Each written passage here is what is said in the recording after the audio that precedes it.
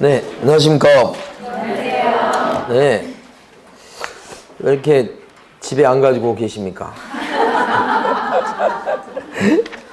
네. 저는 한 10명쯤 계실 줄 알았는데, 왜 이렇게 많아요? 네. 여기 이제 여러분 받으신 기출문제, 요거에 제 문제 수를 세보진 않았지만, 페이지 수로 봤을 때, 이게 페이지 수가 120이니까 한 40문제? 한 200문제 좀 넘을 것 같아요. 200문제 이게 적은 문제 아니에요. 그래서 제가 봤을 때는 요 문제를 갖다가 5번 이상 많이 풀어보세요. 그러니까 이 문제를 갖다가 한 번 풀었다. 예를 들어서 1000문제가 있어요. 한 번 풀었어요. 요 200문제밖에 안 돼요. 5번 풀었어요. 점수가 누가 더 잘 나올까요? 네? 1000문제 한 번 푼 사람은 점수가 이거 5번 푼 사람보다 적게 나올 거예요. 확실합니다, 그거. 그러니까 문제를 갖다가 많이 푸는 것도 중요하지만 문제를 갖다가 반복해서 틀린 거 자꾸 푸는 게 중요해요.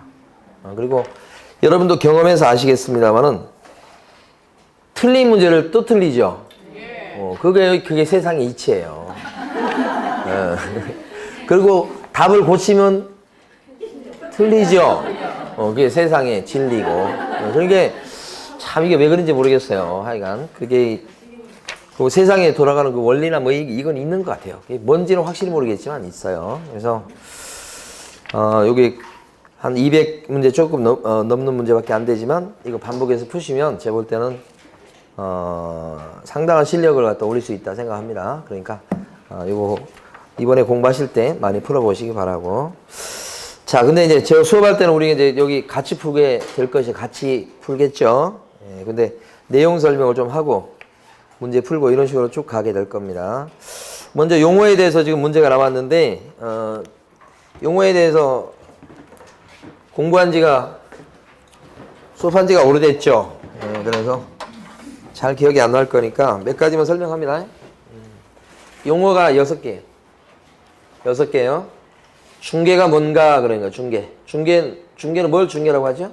하면 3가지 갖췄을 때 3조에 나와 있는 중개 대상 물건 5가지에 대해서 거래 당사자 간의 매매, 교환, 임대차 그 밖에 권리의 득실 변경을 가져오는 행위를 알선했을 때 중개다. 이렇게. 이게 중개고, 중개란 말과 이제 구별될 게 중개업이라고 하는 게 있죠. 중개업은 요건이 4개인데, 그죠? 일단 다른 사람의 의뢰가 있어야 되고, 두 번째 일정한 보수를 챙기고, 셋째 중개해 주는 것을, 넷째 영업으로 했을 때 중개업이 됩니다. 그래서 4가지를 몽땅 갖췄을 때 중개업이 됩니다. 그래서 저 앞쪽에서 얘기한 중개가 요거거든요. 요거. 그래서 중개란 말과 중개업이란 말을 일단 구별하셔야 되고, 근데 여기서 중요한 것은 중개업에 대한 용어가 더 중요하죠. 여기에 대해서 보면 중개업이 되려면 영업적으로 해야 될 건데, 그 영업적으로 한다는 것은 영리 목적 갖고 하는 거 얘기하고요. 그 다음에 불특정 다수인을 상대로 하는 거 얘기하고요. 그 다음에 계속 반복성이 있어야 되겠습니다. 계속 반복 성향이 있어야 되겠다. 그러니까 만약에 계속 반복성이 없이 일회성에 그치는 활동을 했다. 그랬을 적에는 중개업이 될 수가 없겠습니다. 그죠? 그러니까 예를 들어서 우연히 전세 한 건을 했다. 그래서는 직업적으로 한 게 아니죠? 중개업이 안 됩니다. 이렇게. 그 다음에 보수를 받아야 중개업이 될 거 아닙니까? 근데 만약에 보수를 챙기지 않았다. 이렇게 되면 그 활동은 중개업이 될 수가 없겠어요. 근데 만약에 이런 게 있잖아요. 보수를 갖다가 현실적으로 받지 않고 그냥 달라고 요구했고 약속만 한 상태다. 받지는 않고요. 그랬을 때는 보수를 받은 게 아니어서 중개업이 될 수가 없다. 요거고요. 자, 3번째는 돈 꾸는 계약인 금전 소비대차 계약이 있는데, 금전 소비대차 계약 체결하는 것을 갖다가 주선해 주었는데, 거기에 같이 저당권 설정 행위를 알선했다고요. 저당권 설정에 관한 행위를 알선했다. 이렇게 되면 이쪽 부분을 알선한 것은 요 부분 알선한 것은 중개가 안 되지만 여기 저당권 설정 계약을 알선한 이 부분은 확실하게 중개가 될 수 있다. 그래서 이런 활동을 이렇게 같이 하지만 이 활동을 의뢰를 받아가면서 그 다음에 보수를 챙겨가면서 그 다음에 영업적으로 했다면 비록 금전 소비대차 계약 체결의 알선에 부수해서 하는 저당권 설정행위 알선이지만 이러고 이렇다면 확실하게 중개업에 해당이 된다. 요거 한 거고요. 그 다음에 이제 부동산 컨설팅에 대해서 했었죠. 이 부동산 컨설팅을 주로 하는데 자, 이 사람이 조그맣게 중개를 하더라.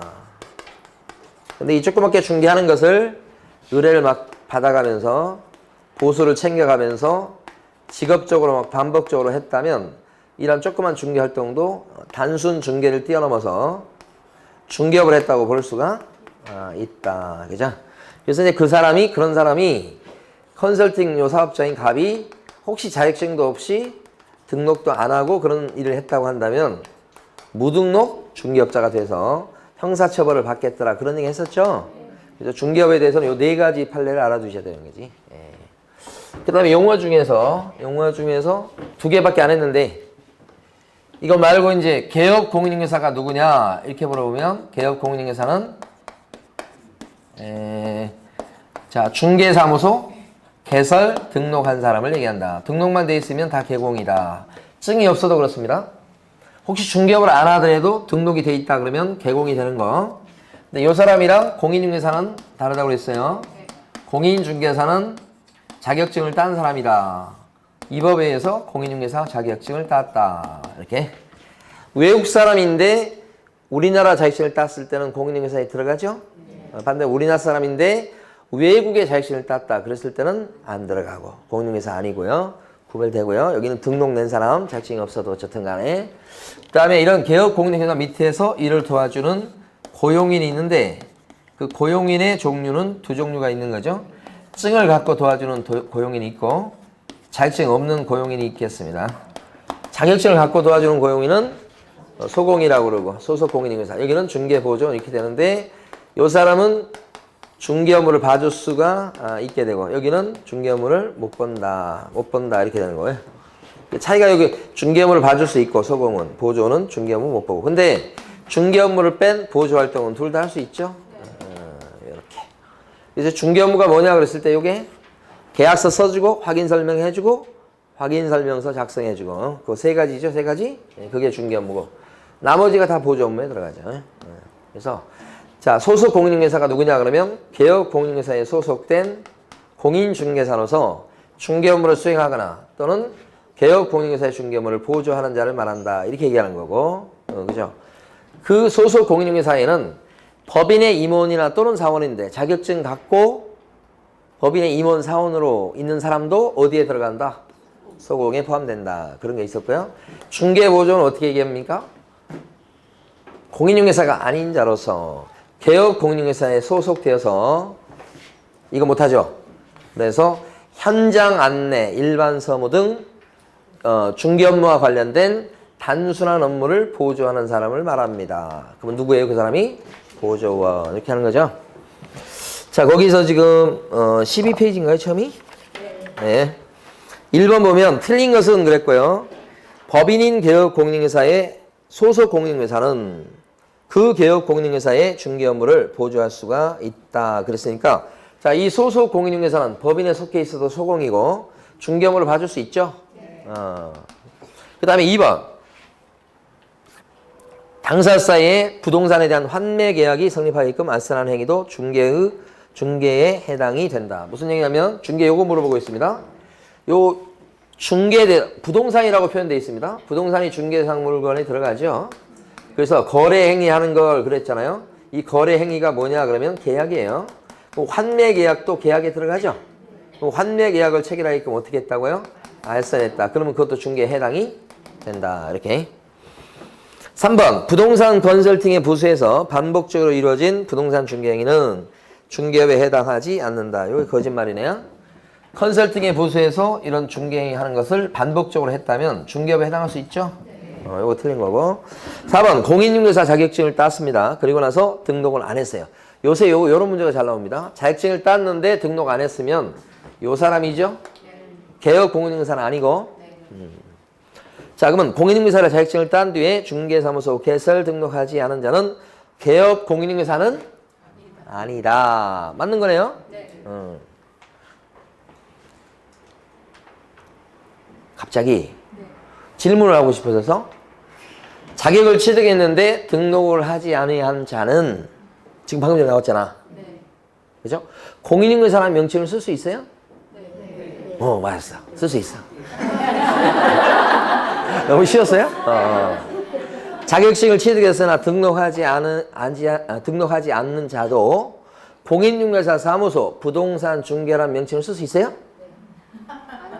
아니요. 그건 안 되는 거지. 두 번째 질문 다시 해볼게요. 지금 자격증을 취득했으나 등록하지 아니한 자는, 그죠? 공인중개사 사무소 부동산 중개 그런 문자를 쓸 수 있냐고? 아니요. 못 쓰지. 개공이 아니기 때문에 그런 문자 못 쓰잖아. 이해되셨죠 이제? 네. 그런 걸 물어봐요. 자, 5번 보조원이 개업 공인중개사를 대신해서 특정 업무를 수행했더라도 해당 거래계약서에 보조원을 갖다가 개업 공인중개사로 기재해서는 안 된다. 그렇지? 보조원을 개공으로 적으면 되겠어요? 잡아간다고? 그런 일을 못 본다 이 말입니다. 3번이 답이었고 2번 갑니다. 틀린 거요. 당사사의 중개대상물에 관한 교환계약이 성립하게끔 알선하는 행위도 중개에 해당이 된다. 요거요. 중개대상물에 대해서 교환계약을 체결하게끔. 아까 환매계약도 여기 나왔습니다만은 교환계약도 여기 들어가는 거예요. 알선하면 중개 맞죠? 3번. 2번. 개업 공인중개사란 공인중개사법에 의해서 중개사무소에 개설 등록한 자를 말한다. 개업 공인중개사는 징표와 등록이죠. 등록. 네, 그런 거. 자, 그 다음 맞고 3번. 보조원이란 공인중개사가 아닌 자로서 여기까지만 맞아요. 그 뒤에 중개업을 하는 자다. 뭔 소리야 이거. 말도 안 되는 소리죠. 무슨 중개업을 해요 이 사람? 예. 3번 틀렸죠? 예. 2번 문제는 난이도로 치면 하입니다. 하. 상중하 중에 하. 예. 2번 틀리면 안 돼. 2번 틀리신 분들은 틀리신 분은 중개소 공부를 계속 해야 될지 심각하게. 자, 4번. 다 마셨을까요? 소속 공인중개사에는 개업 공인중개사인 법인의 사원 또는 임원으로서 공인중개사 자격증을 갖고 있는 사람도 포함된다. 맞죠? 예. 자, 5번. 공인중개사란 공인중개사법에 의한 공인중개사 자격을 취득한 자를 말한다. 공인중개사는 자격증을 딴 사람을 얘기한다. 그렇겠죠? 자, 5번이 기출문제잖아요. 그럼 예상 문제가 뭐냐? 그러면 5번을 고칩니다. 공인중개사라 함은 공인중개사법에 의해서 중개사무소 개설 등록한 자를 말한다. X. 그죠? 우리 시험 출제위원들은 이 기출문제를 갖다 놓고 그걸 변형시켜요. 거의 90% 이상. 그러니까 예상을 해볼 수 있는 겁니다. 5번 바꾸는 걸. 자, 3번 문제 갑니다. 틀린 것은 했고요. 1번 개업 공인중개사라 함은 공인중개사 자격을 가지고 중개를 업으로 하는 자를 말한다. 그럴싸해요. 자, 개업 공인중개사인데 자격증을 갖고 있고 중개를 업으로 한 사람이다. 그죠? 그럴싸하죠? 예, 틀렸어요, 근데. 중개업을 안 하고 있으면 개공이요. 그렇죠? 등록만 돼 있으면 자격증이 없어도 개공이야. 그러니까 앞에서 공인중개사로서 여기서부터 막 틀려먹었어요. 그 다음에 중개업을 하는 자, 이것도 뭐 도저히 회복이 불가능할 정도 틀린 거예요, 이것도. 뭐가 맞는 거예요? 등록이란 말이 와야 돼. 개공 그러면 등록이 떠올라야 돼요. 그래서 1번 틀렸죠. 2번 중개업이란 네 가지인데 다른 사람의 의뢰에 의해서 일정한 보수를 받고 중개를 업으로 행하는 것을 말한다. 이거 맞네. 그죠? 3번 소속 공인중개사라 함은 개업 공인중개사에 소속된 공인중개사로서 그쵸? 중개 업무를 수행하거나 개업 공인중개사의 중개 업무를 보조하는 자를 말한다. 읽은 부분 맞죠? 근데 가로 안에 보면 개업 공인중개사는 법인의 사원이나 또는 임원이 있을 수 있는데 그 사람으로서 공인중개사 자격증을 갖고 있는 사람을 어떻게 한다고요? 포함한다. 아까 문제도 한번 나왔었네요. 4번 공인중개사람은 어떤 사람인가요? 자격증 딴 사람. 예, 그죠. 5번 중개라함은 중개대상물에 대해서 거래 당사자 간의 매매, 교환, 임대차 그 밖에 권리의 특실을 변경하는 행위를 알선하는 것을 말한다. 이게 중개죠? 넘기시지 마시고 5번 지문을 그대로 놓고 중개란 말을 이걸로 바꿉니다. 중개업이란 3조에 규정된 중개 대상물에 대해서 거래 당사자 간의 매매, 교환, 임대차 그 밖에 권리의 특실 변경하는 행위를 알선하는 것을 말한다. 그러면 다시 못해. 너무 길어서. 중개업이란 하면서 요 얘기하면 안 된다고요. 그죠? 그렇게 쉽지 않은 거라고. 이거 얘기하면서 이거 물어볼 수는 없어요. 구조상. 얘를 이렇게 하면서 요렇게 거짓말 한다고. 그죠? 거짓말하는 수법도 똑같은 거예요, 여러분. 거짓말하는 수법 있잖아요. 책 산다고 거짓말하는 거 있잖아요. 엄마 동아전과 사야 돼.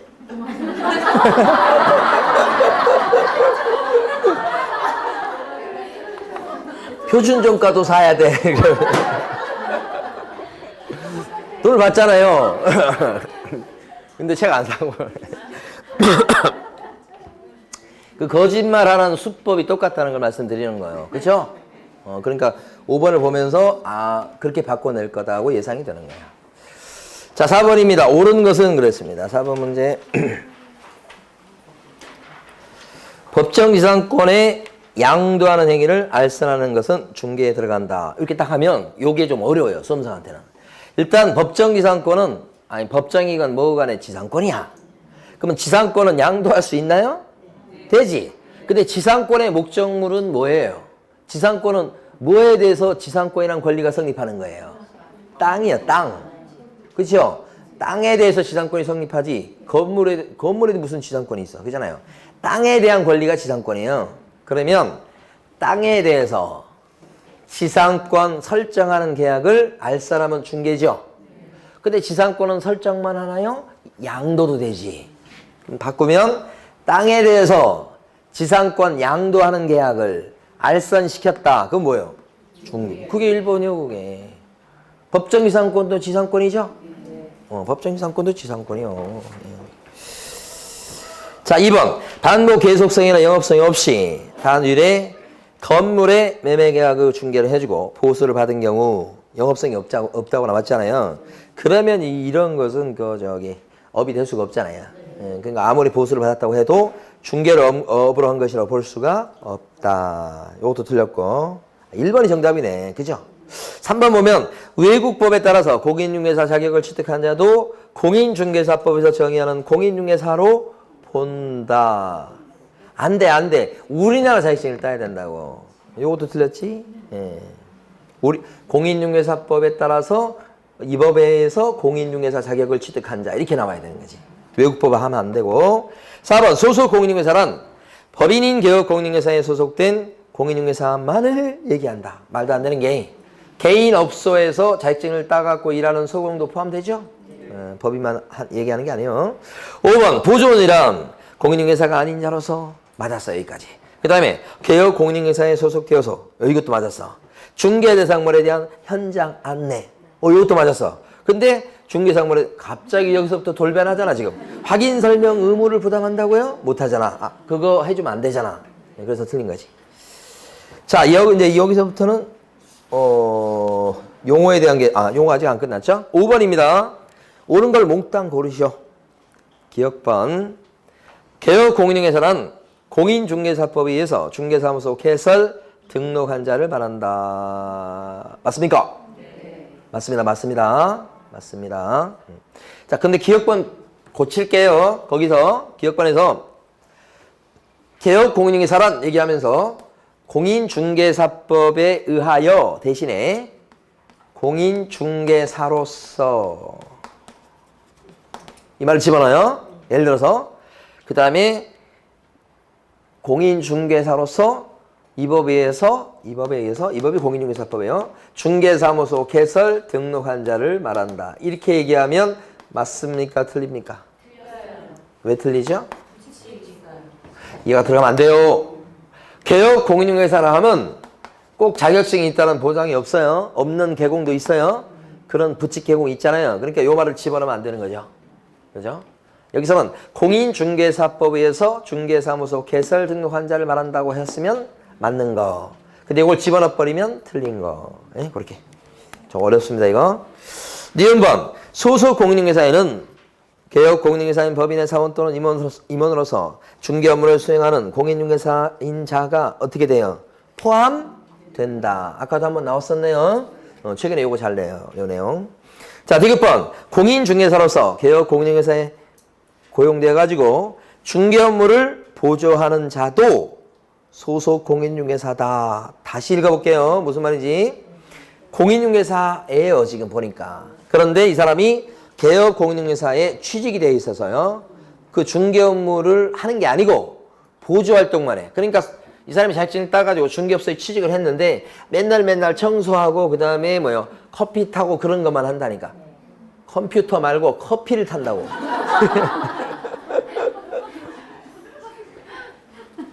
이 사람 소공이에요? 네. 그렇지. 이 사람도 소공이요. 그렇습니다. 네. 자격증을 따가지고 커피를 타고 있으면 소공. 자격증 없이 커피를 타고 있으면 보조원. 그렇게 구별한다고 그랬잖아요. 자, 디귿번. 공인중개사로서 개업 공인중개사에 고용되어서 그의 중개 업무를 보조하는 사람도 소속 공인중개사다. 자, 방금 전에 했던 건가요?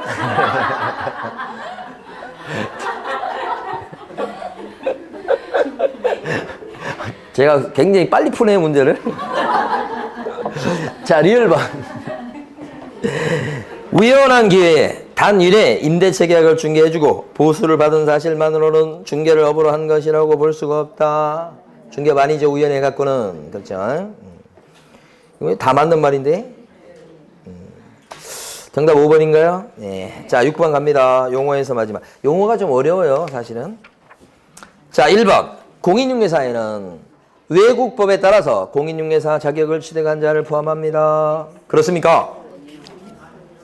외국법에 따라, 이게 틀렸죠? 외국법에 따라가 아니고 우리나라 법, 그러니까 이 법에 의해서 이렇게 나와야 되죠. 2번. 중개업은 다른 사람의 의뢰에서 보수의 유무에 관계없이 벌써 틀렸어요. 중개를 업으로 행하는 것을 말한다. 보수를 받고 해야 되잖아요. 그래서 틀린 거. 3번. 개업 공인중개사인 법인의 사원으로서 중개 업무를 수행하는 공인중개사는 소속 공인중개사가 아니다. 법인의 사원이에요. 근데 공인중개사라고 돼 있잖아. 수행하는 공인중개사. 근데 중개 업무를 봐줘, 사원이. 근데 공인중개사예요. 그러면 소공이 들어가지. 틀렸죠? 법인의 임원인데 자격증 갖고 있어. 그러면 소공이 들어가잖아. 그런 얘기야. 그 다음에 4번. 보조원은 개업 공인중개사에 소속된 공인중개사로서 개업 공인중개사의 중개 업무를 갖다가 보조하는 자를 말한다. 그랬습니다. 보조는 개업 공인중개사에 소속된, 벌써 틀렸잖아. 공인중개사가 없잖아. 이 자격증 없잖아요. 그러니까 오히려 공인중개사가 아닌 자로서 이렇게 하셔야지. 자, 5번. 개업 공인중개사의 행위가 손해배상 책임을 발생시킬 수 있는 중개행위에 해당하는지 여부는 객관적으로 봐서 사회통념상 거래 알선 중개를 위한 행위라고 인정되는지 아닌지에 따라서 판단해야 되겠다. 이게 맞죠? 배상 책임을 져야 될 중개행위에 들어가냐 안 들어가냐는, 그렇죠? 사회통념에 따라 객관적으로 판단하는 것이지 주관적으로 판단하는 거 아니죠. 속마음 가지고 판단하는 거 아니라고 그랬죠? 속마음을 어떻게 알아요? 모르잖아요. 겉으로 드러난 걸 가지고 판단한다. 네. 자, 5번이 정답이겠습니다. 그 다음에 정책심의위원회 이런 얘기 나옵니다. 정책심의위원회는 어디에 설치하는 기구인가요? 응? 정책심의위원회는 어디에다가 설치하게 돼요? 정책이니까요. 국토부에 설치하게 되지요. 그렇죠? 거기에 보면 정책심의위원회는 구성 인원을 보면 어떻게 됩니까?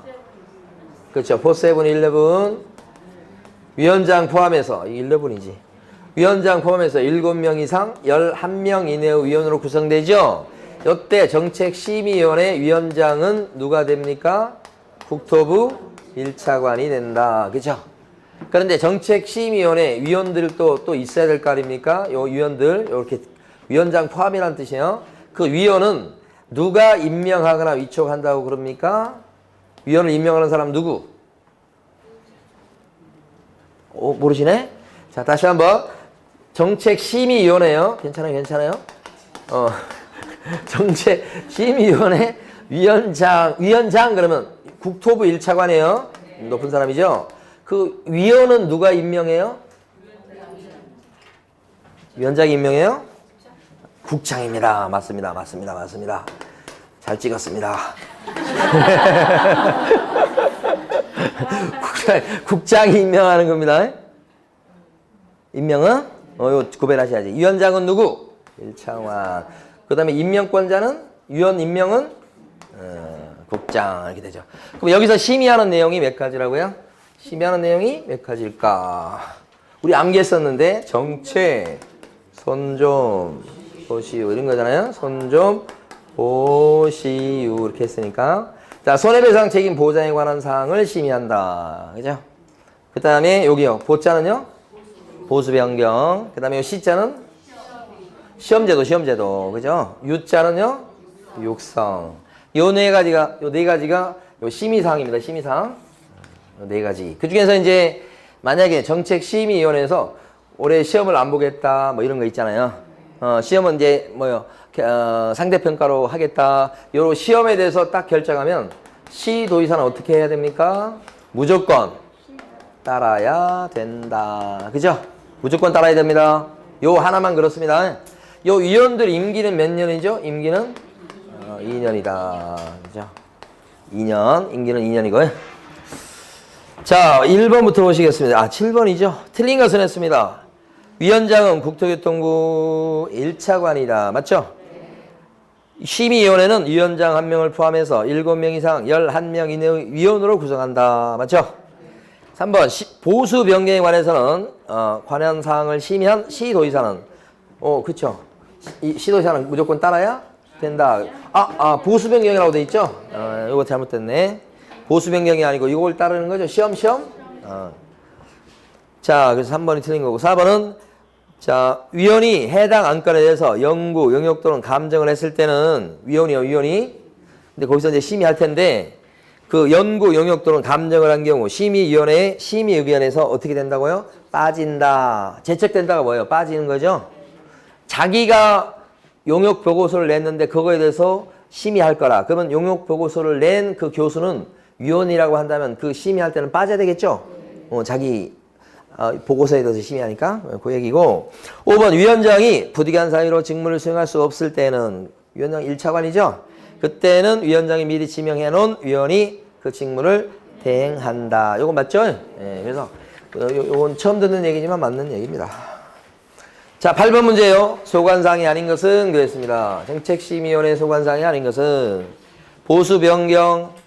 우리가 암기할 때는 어떻게 땄습니까? 저기서 보자를 땄네요. 보자. 그 다음에 2번은요. 설립인가.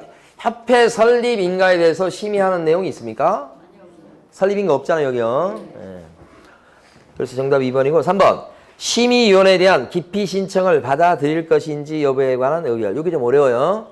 그러니까 여기 요 위원회에 어떤 안건이 올라갔어요. 그러면 이제 위원하고 위원장이 이렇게 해서 심사할 거 아니에요. 이 사람들이. 그런데 그 안건을 A가 올렸다 그랬을 때 여기서 뭘 이제 결정을 할 거라고 의사결정할 때 A 입장에서 가만히 보니까 위원들이 B, C 위원장 포함해서 B, C, D, E 여러 명이 있는데 가만히 보니까 요 T는 요 안건에 대해서 이해관계가 있다고 생각이 돼.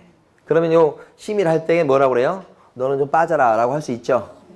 그런 게 필요하죠. 그걸 무슨 신청이라고 그런다고요? 기피 신청이다. 그죠? 맞죠? 그 기피 신청을 갖다가 이제 하게 되면 그랬을 때 여기서 회의를 열어요. 이 사람을 갖다가 뺄 건지 말 건지를. 여기서 알아서 판단해야 되겠죠? 결국은 위원회에서 그걸 결정하거든요. 근데 그 중에 한 사람에 대해서 누가 손가락질 한 거예요. 저 사람은 빼라고. 그럼 자기들끼리 회의를 딱 해봤을 때 이 사람의 이해관계가 좀 걸려있다고 보면 잠깐 좀 나가 있으라고 하고 회의를 하는 거고, 봤을 때 회의를 딱 해보니까 이 사람의 이해관계가 걸린 게 없어. 근데 괜히 그러는 거야. 그럼 그냥 참여시켜가지고 회의를 열고 그 뜻입니다. 그걸 어디서 결정한다고요? 위원회에서 한다고요. 자, 그 다음에 이제 4번 국토교통부 장관이 직접 공인중개사 시험 문제를 출제할 수 있나요? 네, 있어요. 원래는 시험을 누가 주최하는데요? 시험 시행기관의 장은? 원래 시험 시행기관의 장은 누군가요? 원칙은? 응? 네, 시도이사예요. 원칙은 시도이사인데 예외적으로 국토교통부 장관이 나설 수 있죠.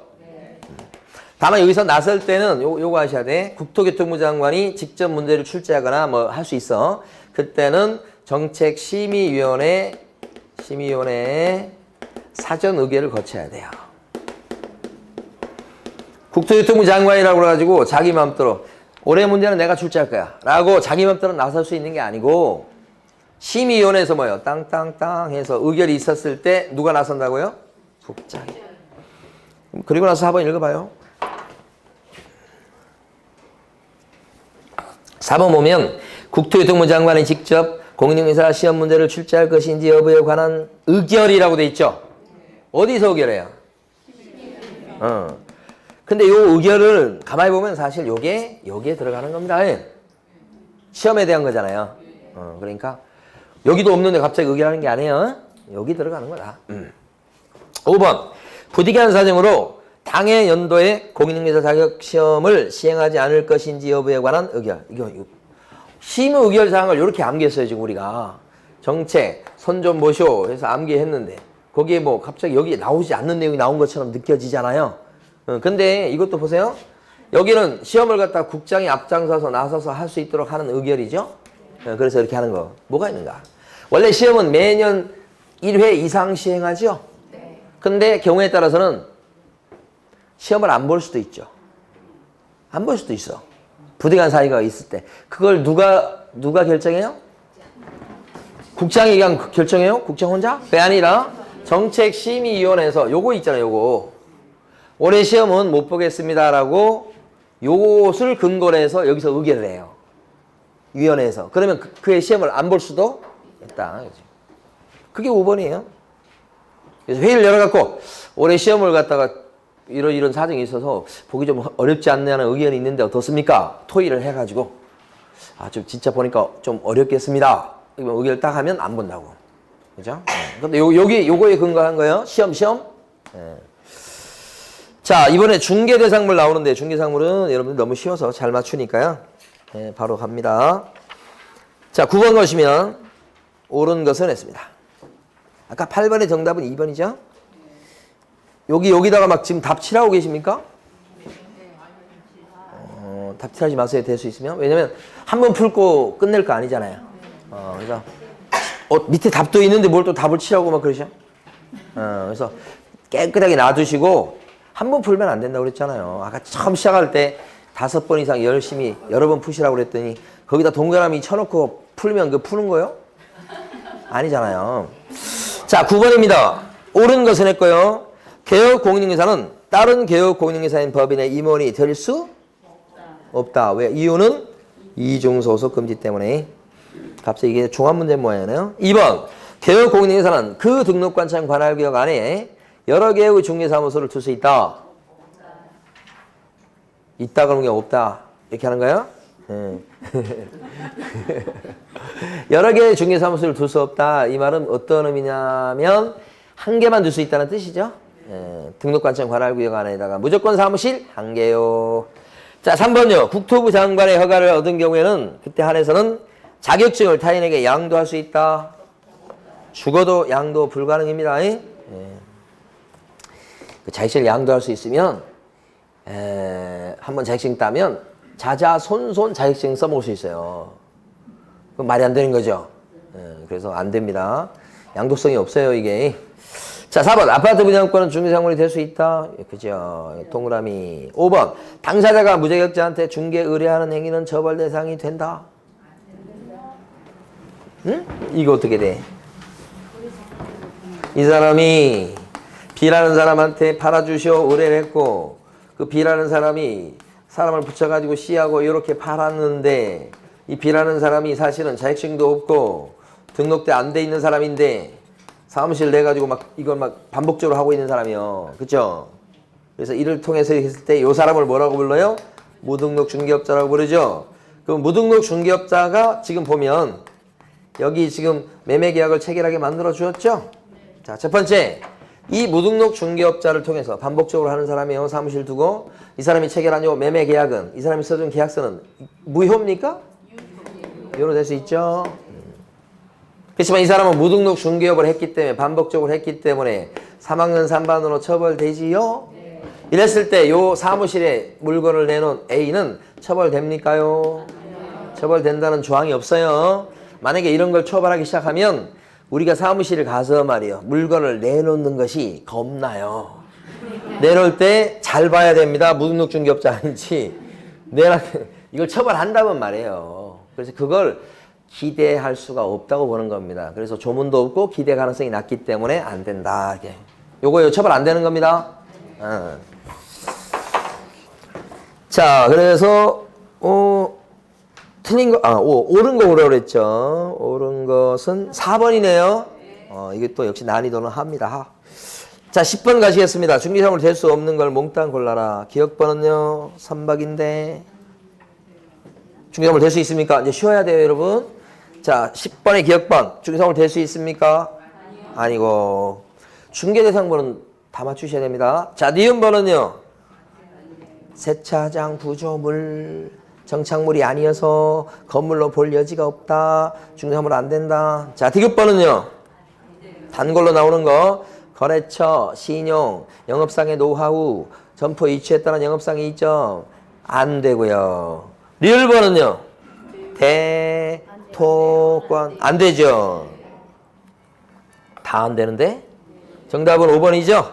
11번 갑니다. 틀린 것은 1번 중개대상물인 건축물에는 기존의 건축물뿐만 아니라 장차 건축될 특정의 건물도 포함된다. 그게 아파트 분양권. 자, 2번 공용폐지가 되지 아니한 행정재산인 토지는, 그죠? 행정재산인 토지는 이런 얘기는 광명경찰서 밑에 있는 땅덩어리 얘기하는 거예요. 그 땅덩어리는 중개대상물에 해당되지 않지. 왜냐하면 거래할 일이 없으니까. 근데 앞에다가 이 출제위원이 공용폐지가 되지 아니한이라고 써붙여놨어. 사실 그거 없어도 이건 맞는 표현이라고 보는데 이제 혹시라도 누가 시비 걸까봐 공용폐지가 안 됐다 이렇게 써놓은 겁니다. 어쨌든 안 돼요. 중개사물. 3번 임목에 관한 법률에 따라 등기된 임목은 중개대상물에 해당되지요. 이거 맞는 거네. 4번 주택이 철거될 경우에 일정한 요건하에 택지개발지구 내에 유자 택지를 공급할 수 있는 지위에 불과한 대토권은 중개사물에 해당되지. 안 난다. 요게 정답. 요거 맞는 거. 5번 중개의 정의에서 말하는 그 밖의 권리에는 저당권 같은 담보물권도 포함된다. 그죠? 5번이 틀렸네요. 예, 자 18번 18번이 아니라 12번 가시겠습니다. 12번 12번 가시면 중개대상물에 안 들어가는 것을 몽땅 골라라. 기억번은 들어갑니까? 피분양자가 선정되어 있어요 벌써. 그리고 장차 건축될 건물이에요. 이거 뭐예요? 분양권 되고. 니은번은요? 안 되고. 디귿번도 안 되고요. 리을번도 안 되고요. 기억번 빼고 다 안 되는 건데 정답은 5번. 13번 가시겠습니다. 13번 몽땅 골라라 그래서 또 기억번은 돼요 안 돼요? 빨리빨리 읽으셔야 돼. 특정 동호수에 대해서 수분양자가 선정된 장차 건축된 아파트. 장래 건물로서 아파트 분양권 얘기하죠? 되고요. 니은번은요?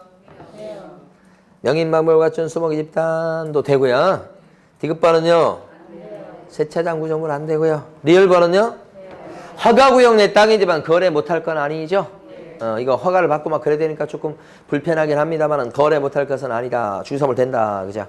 여기서 옳은 거, 해당하는 걸 보라고 그랬거든요. 기억번, 니은번, 리을번 이렇게 되니까 정답 4번이네요. 자, 오른쪽 공인중개사입니다. 자, 몇 개만 더 보고 실 건데 거기 보면 자격증에 관한 설명을 옳은 것은 했습니다. 자격증 1번 자격증은 특정 업무를 위해서 일시적으로 대여할 수 있다. 뭐, 당연히 틀리죠. 자격증은 양도되어 이게 불가능하다니까요. 응? 자, 2번 어려워요 이 문제. 2번 무자격자인 을이 공인중개사인 갑의 명의로 중개사무소에서 동업 형식으로 중개 업무를 한 경우 누가 중개 업무를 했대?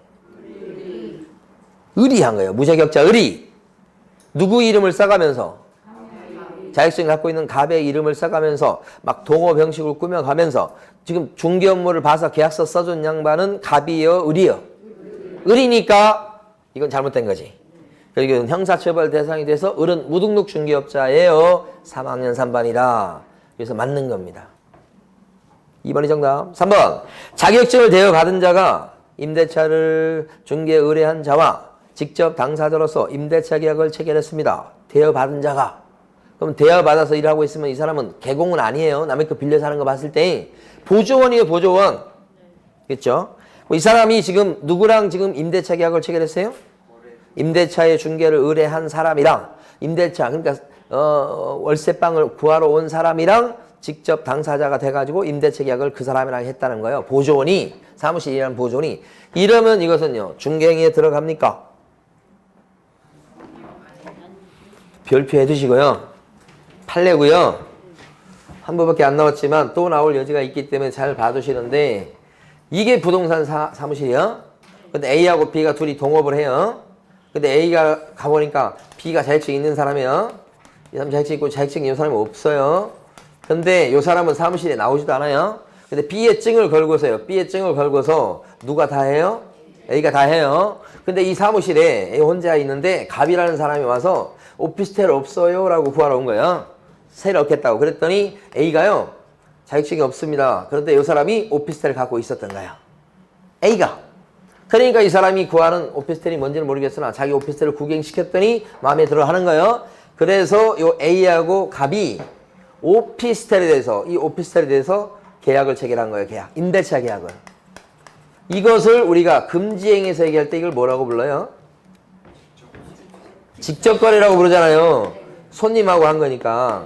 직접 거래가 돼서 형사처벌이 돼서 3학년 3반으로 처벌받겠죠? 요 사람이 처벌받겠죠? 직접 거래한 요 사람이. 그럼 이 사람은요, 중개한 겁니까, 지금? 이 사람의 행위가 이렇게 한 게 중개냐고? 중개 아니잖아요. 자기가 거래한 거잖아요. 중개한 게 아니죠? 중개행위 해당되지? 않는다.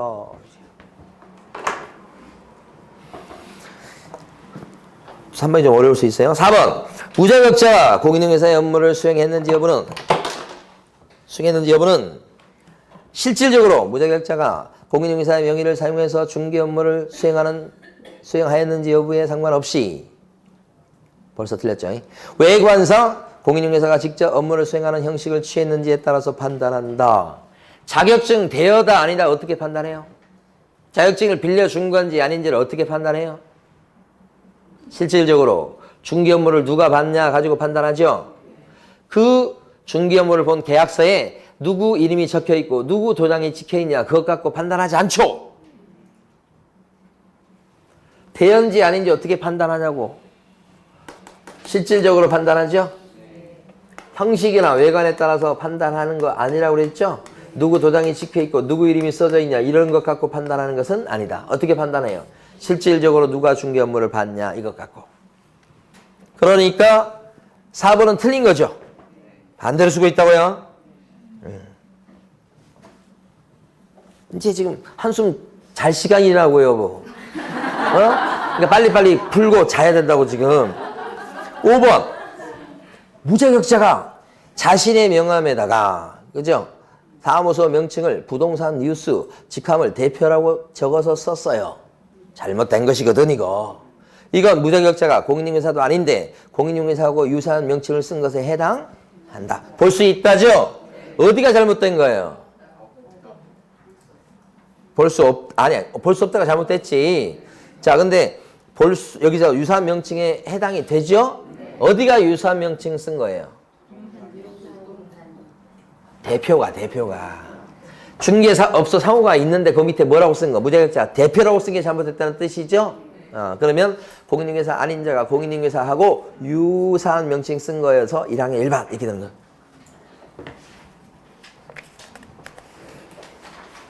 옳은 건 몇 번이요? 2번. 자, 15번 하고 쉴게요. 틀린 것은 했습니다. 시도지사는 이렇게 나왔습니다. 시도지사는 공인중개사 자격시험 합격자의 결정 공고일로부터 2개월 이내 시험 합격자에 관한 사항을 자격증 교부대장에 기록을 하고 자격증을 줘야 된다. 시도지사가 자격증 주는 사람이라는 거 아니에요, 지금?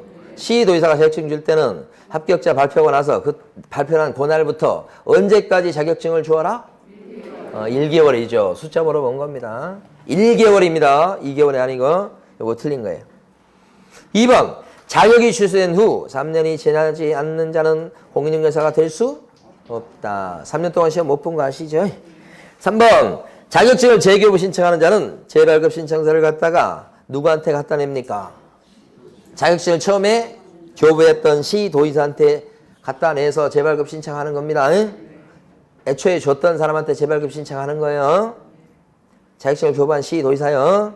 4번. 자격증 대여란 다른 사람이 그 자격증을 이용해서 공인중개사로 행세하면서 공인중개사의 업무를 행하려는 것을 알면서도 그에게 자격증 자체를 빌려주는 것을 말한다. 이거 판례거든요. 이게 자격증 대여다. 익혀두세요.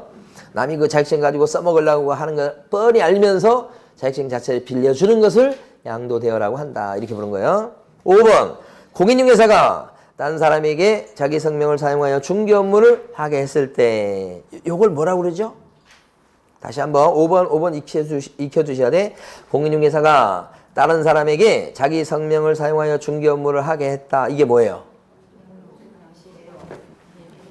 이게 뭐예요? 딴 사람에게 자기 성명을 사용하여 중개 업무를 하게 했다. 이게 양도대여예요. 익혀두셔야 돼. 이거 양도대여. 뭘 양도대여한 겁니까 지금? 공인중개사 얘기 나온 거 봤을 때 자격증을 양도대여한 거죠? 그러면 자격 취소죠. 맞죠? 그래서 틀린 건 몇 번이요? 1번입니다. 자, 쉬겠습니다.